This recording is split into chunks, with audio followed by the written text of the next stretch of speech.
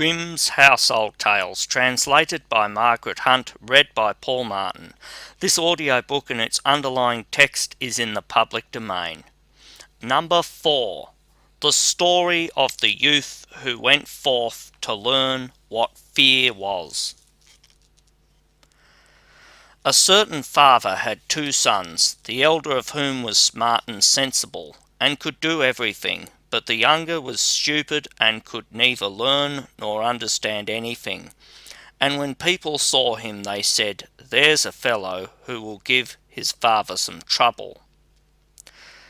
When anything had to be done, it was always the elder who was forced to do it, but if his father asked him to fetch anything when it was late, or in the night time, and the way led through the churchyard or any other dismal place, he answered, "Oh no, father, I'll not go there, it makes me shudder," for he was afraid. Or when stories were told by the fire at night which made the flesh creep, the listeners sometimes said, "Oh, it makes us shudder." The younger sat in a corner and listened with the rest of them, and could not imagine what they could mean. They are always saying, "It makes me shudder, it makes me shudder." "It does not make me shudder," thought he. "That too must be an art of which I understand nothing." Now it came to pass that his father said to him one day, "Listen to me, you fellow, in the corner there. You are growing tall and strong, and you too must learn by which you can earn your living. Look how your brother works, but you do not even earn your salt." "Well, father," he replied, "I am quite willing to learn something. Indeed, if it could but be managed. I should like to learn how to shudder. I don't understand that at all yet." The elder brother smiled when he heard that, and thought to himself, "Good God, what a blockhead that brother of mine is. He will never be good for anything as long as he lives. He who wants to be a sickle must bend himself early." The father sighed and answered him, "You shall soon learn what it is to shudder, but you will not earn your bread by that." Soon after this the sexton came to the house on a visit, and the father bewailed his trouble and told him how his younger son was so backward in every respect that he knew nothing and learned nothing. "Just think," said he, "when I asked him how he was going to earn his bread, he actually wanted to learn to shudder." "If that be all," replied the sexton, "he can learn that with me. Send him to me, and I will soon polish him." The father was glad to do it, for he thought, "It will train the boy a little." The sexton, therefore, took him into his house, and he had to ring the bell. After a day or two the sexton awoke at midnight, and bade him arise and go up into the church tower and ring the bell. "You shall soon learn what shuddering is," thought he, and secretly went there before him, and when the boy was at the top of the tower, and turned round and was just going to take hold of the bell rope, he saw a white figure standing on the stairs opposite the sounding hole. "Who is there?" cried he, but the figure made no reply, and did not move or stir. "Give an answer," cried the boy, "or take yourself off. You have no business here at night." The sexton, however, remained standing motionless, that the boy might think he was a ghost. The boy cried a second time, "What do you want here? Speak if you are an honest fellow, or I will throw you down the steps." The sexton thought, "He can't intend to be as bad as his words," uttered no sound, and stood as if he were made of stone. Then the boy called to him for the 3rd time, and as that was also to no avail, he ran against him and pushed the ghost down the stairs, so that it fell down 10 steps and remained lying there in a corner. Thereupon he rang the bell, went home, and without saying a word went to bed and fell asleep. The sexton's wife waited a long time for her husband, but he did not come back. At length she became uneasy, and wakened the boy, and asked, "Do you not know where my husband is? He climbed up the tower before you did." "No, I don't know," replied the boy, "but someone was standing by the sounding hole on the other side of the steps, and as he would neither give an answer nor go away, I took him for a scoundrel and threw him downstairs. Just go there, and you will see if it was he. I should be sorry if it were." The woman ran away and found her husband, who was lying moaning in the corner and had broken his leg. She carried him down, and then with loud screams she hastened to the boy's father. "Your boy," cried she, "has been the cause of a great misfortune. He has thrown my husband down the steps and made him break his leg. Take the good-for-nothing fellow away from our house." The father was terrified, and ran there and scolded the boy. "What wicked tricks are these?" said he. "The devil must have put this into your head." "Father," he replied, "do listen to me. I am quite innocent. He was standing there by night like one who is intending to do some evil. I did not know who it was, and I warned him 3 times either to speak or to go away." "Ah," said the father, "I have nothing but unhappiness with you. Go out of my sight. I will see you no more." "Yes, father, right willingly. Wait only until it is day. Then I will go forth and learn how to shudder, and then I shall at any rate understand one art which will support me." "Learn what you will," said the father. "It is all the same to me. Here are 50 thalers for you. Take these and go into the wide world, and tell no one from where you come, and who is your father, for I have reason to be ashamed of you." "Yes, father, it shall be as you will. If you desire nothing more than that, I can easily keep it in mind." When day dawned, therefore, the boy put his 50 thalers into his pocket, and went forth on the great highway, and continually said to himself, "If I could but shudder! If I could but shudder!" Then a man approached who heard this conversation which the youth was holding with himself, and when they had walked a little farther to where they could see the gallows, the man said to him, "Look, there is the tree where 7 men have married the rope-maker's daughter, and are now learning how to fly. Sit down below it, and wait till night comes, and you will soon learn how to shudder." "If that is all that is wanted," answered the youth, "it is easily done. But if I learn how to shudder as fast as that, you shall have my 50 thalers. Just come back to me early in the morning."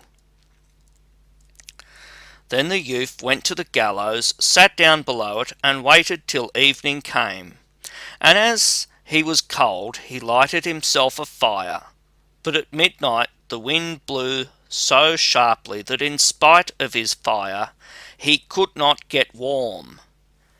And as the wind knocked the hanged men against each other, and they moved backwards and forwards, he thought to himself, "You shiver below by the fire, but how those up above must freeze and suffer."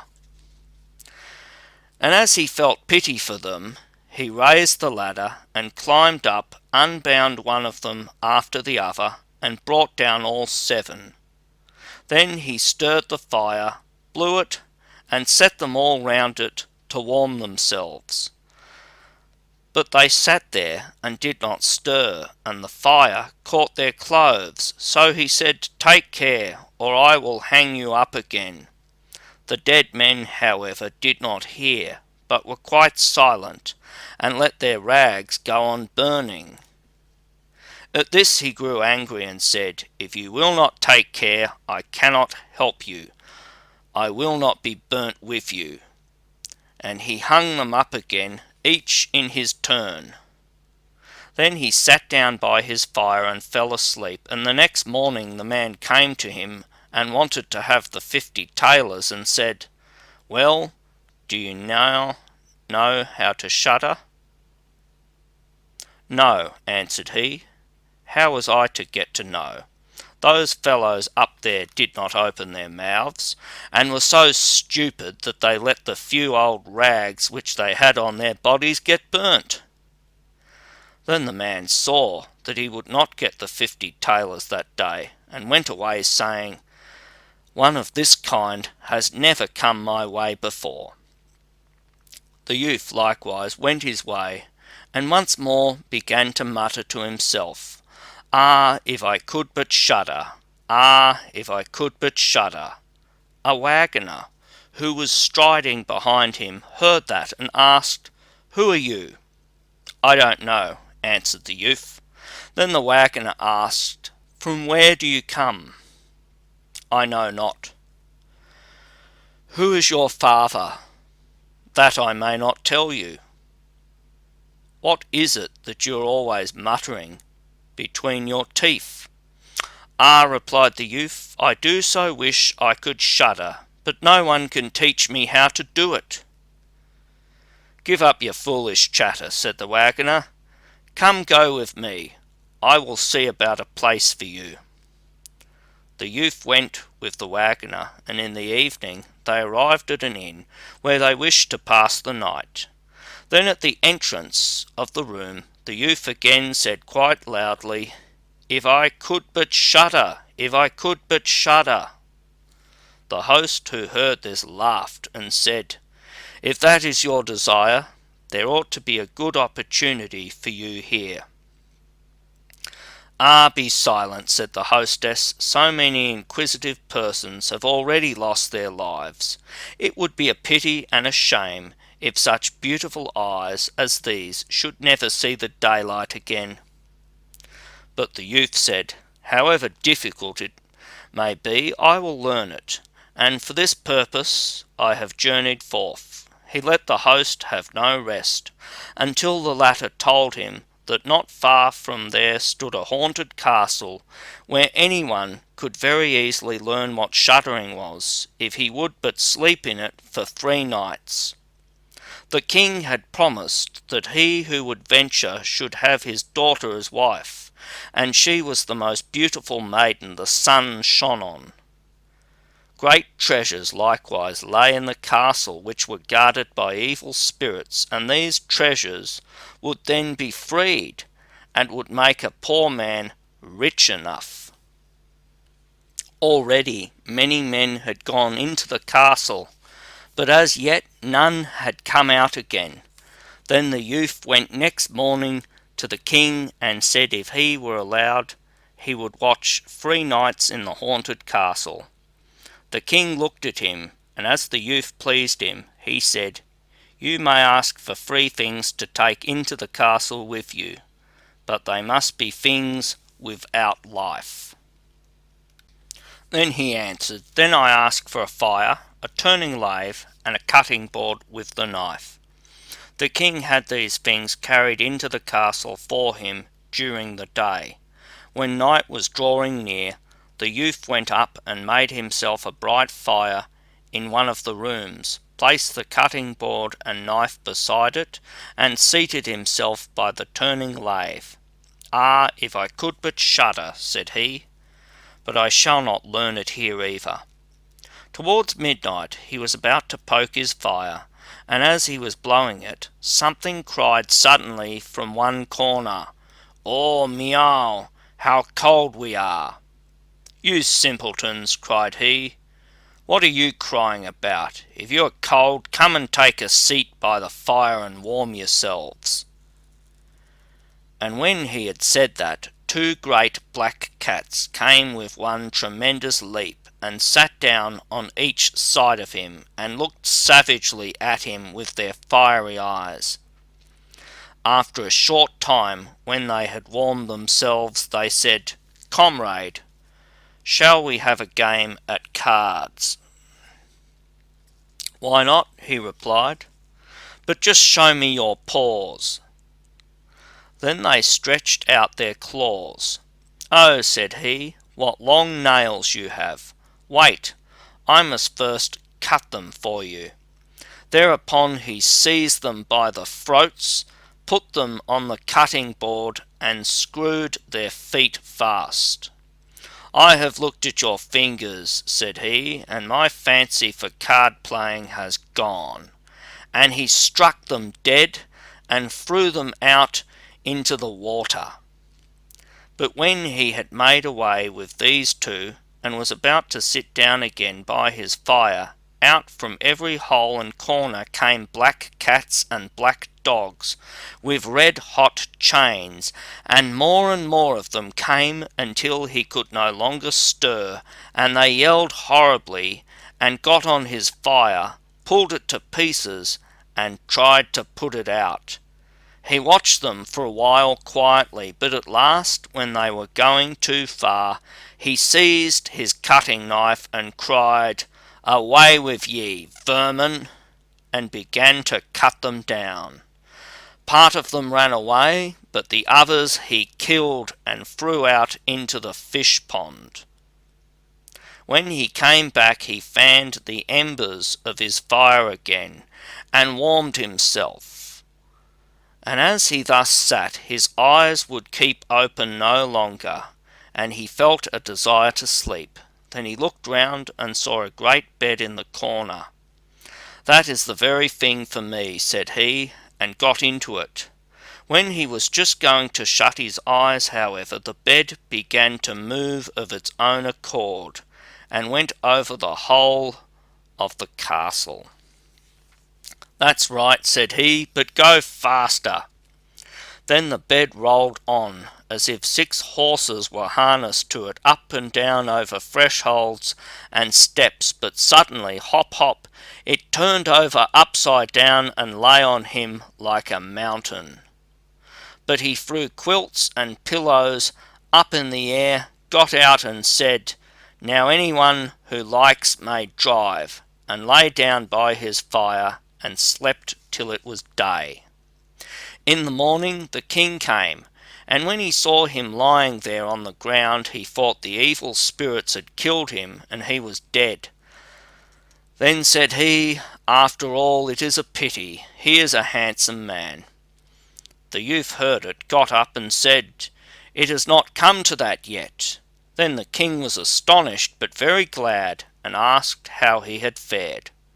"Very well indeed," answered he. "One night is past, the 2 others will get over likewise."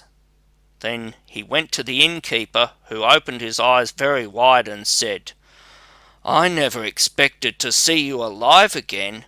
Have you learned how to shudder yet?" "No," said he, "it is all in vain. If someone would but tell me." The second night he again went up into the old castle, sat down by the fire, and once more began his old song, "If I could but shudder." When midnight came, an uproar and noise of tumbling about was heard.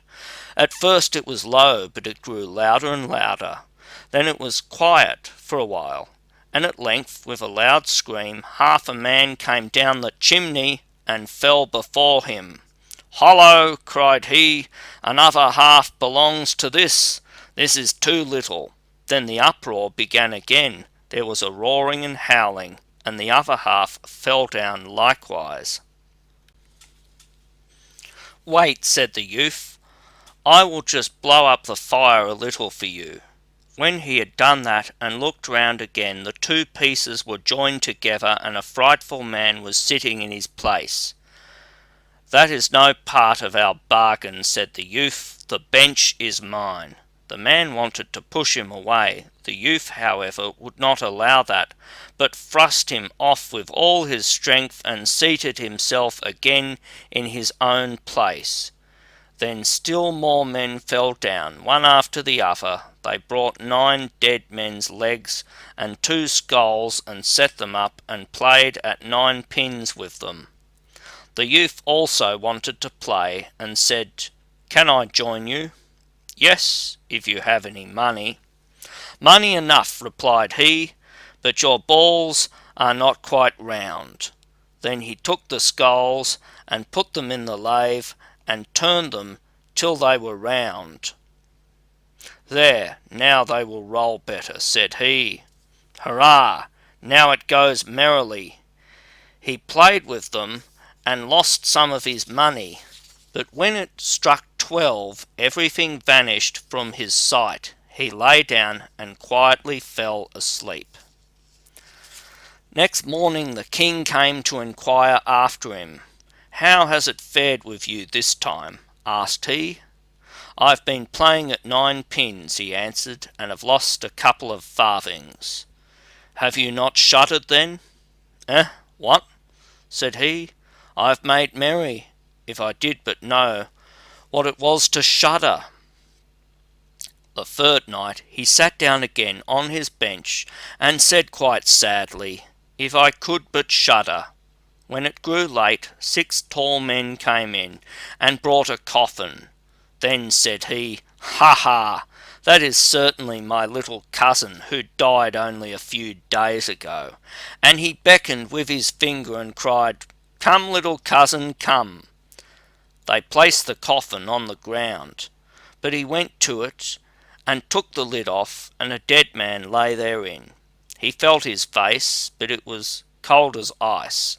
"Stop," said he, "I will warm you a little," and went to the fire and warmed his hand and laid it on the dead man's face, but he remained cold. Then he took him out and sat down by the fire and laid him on his breast and rubbed his arms that the blood might circulate again. As this also did no good, he thought to himself, "When 2 men lie in bed together they warm each other," and carried him to the bed, covered him over, and lay down by him. After a short time the dead man became warm too and began to move. Then said the youth, "See, little cousin, have I not warmed you?" The dead man, however, got up and cried, "Now I will strangle you." "What?" said he, "is that the way you thank me? You shall at once go into your coffin again." And he took him up, threw him into it, and shut the lid. Then came the 6 men and carried him away again. "I cannot manage to shudder," said he. "I shall never learn it here as long as I live." Then a man entered who was taller than all the others and looked terrible. He was old, however, and had a long white beard. "You wretch," cried he, "you shall soon learn what it is to shudder, for you shall die." "Not so fast," replied the youth. "If I am to die, I shall have a say in it." "I will soon seize you," said the fiend. "Softly, softly, do not talk so big. I am as strong as you are, and perhaps even stronger." "We shall see," said the old man. "If you are stronger, I will let you go. Come, we will try." Then he led him by dark passages to a smith's forge, took an axe, and with one blow struck an anvil into the ground. "I can do better than that," said the youth, and went to the other anvil. The old man placed himself near and wanted to look on, and his white beard hung down. Then the youth seized the axe, split the anvil with one blow, and struck the old man's beard in with it. "Now I have you," said the youth. "Now it is you who will have to die." Then he seized an iron bar and beat the old man till he moaned and entreated him to stop, and he would give him great riches. The youth drew out the axe and let him go. The old man led him back into the castle, and in a cellar showed him 3 chests full of gold. "Of these," said he, "one part is for the poor, the other for the king, the third is yours." In the meantime it struck 12, and the spirit disappeared. The youth therefore was left in darkness. "I shall still be able to find my way out," said he, and felt about, found the way into the room, and slept there by his fire. Next morning the king came and said, "Now you must have learned what shuddering is." "No," he answered. "What can it be? My dead cousin was here, and a bearded man came and showed me a great deal of money down below, but no one told me what it was to shudder." "Then," said the king, "you have delivered the castle from enchantment, and shall marry my daughter." "That is all very well," said he, "but still I do not know what it is to shudder." Then the gold was brought up and the wedding celebrated, but however much the young king loved his wife, and however happy he was, he still said always, "If I could but shudder, if I could but shudder." And at last she was angry at this. Her waiting maid said, "I will find a cure for him. He shall soon learn what it is to shudder." She went out to the stream, which flowed through the garden, and had a whole bucketful of gudgeons brought to her. At night, when the young king was sleeping, his wife was to draw the clothes off him, and empty the bucketful of cold water with the gudgeons in it over him, so that the little fishes would sprawl about him. When this was done, he woke up and cried, "Oh, what makes me shudder so? What makes me shudder so, dear wife? Ah! Now I know what it is to shudder." Grimm's Household Tales, translated by Margaret Hunt,